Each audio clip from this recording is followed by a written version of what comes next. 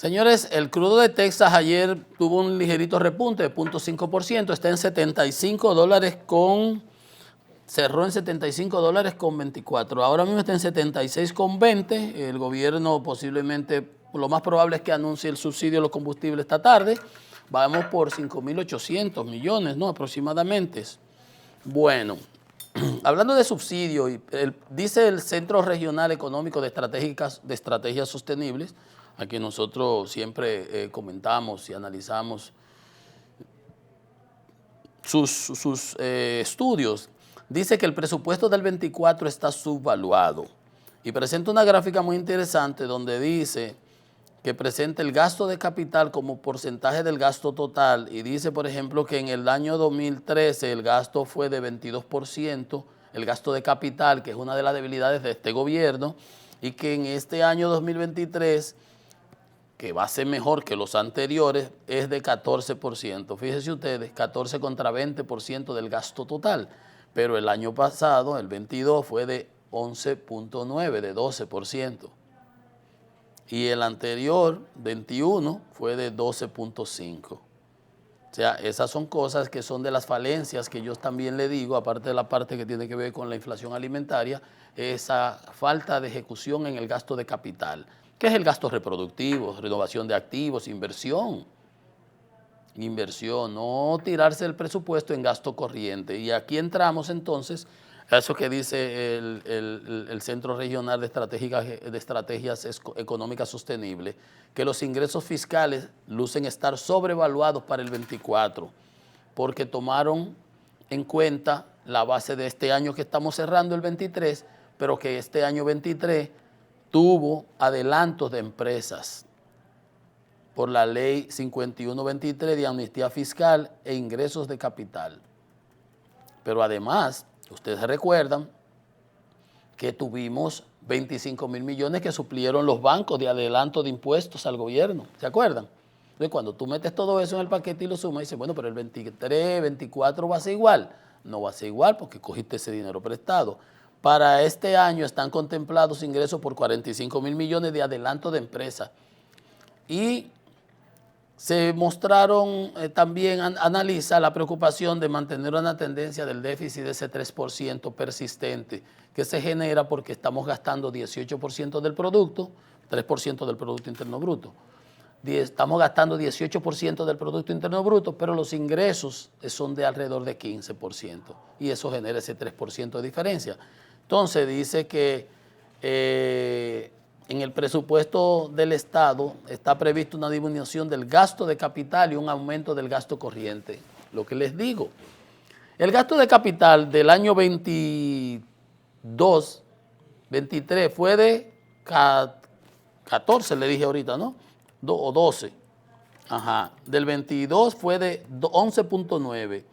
El del 23 de 14.8. Entonces, esas son cosas que, y previsto menos para ahora, para el 24. Pero hay una disminución del gasto de capital, pero adivine qué, es un juego suma cero. Si yo tengo 100 y mi gasto de capital es 50, lo otro es gasto corriente. Así era Balaguer. Excesivo, eso no puede ser. Pero si yo tengo esos mismos 100 y mi gasto de capital es 30, el otro 70 es gasto corriente. Si bajo a 20, el 80% es gasto corriente. Si lo meto en 90, a 10, por ejemplo, el gasto de capital, pírrico, me estoy tirando el presupuesto en gasto corriente. En el presupuesto general del Estado de 2024 está prevista una disminución del gasto de capital y un aumento del gasto corriente. ¿Usted sabe qué es lo que debiera hacer? Lo contrario. Lo contrario. Una reducción del gasto corriente y un aumento del gasto de capital.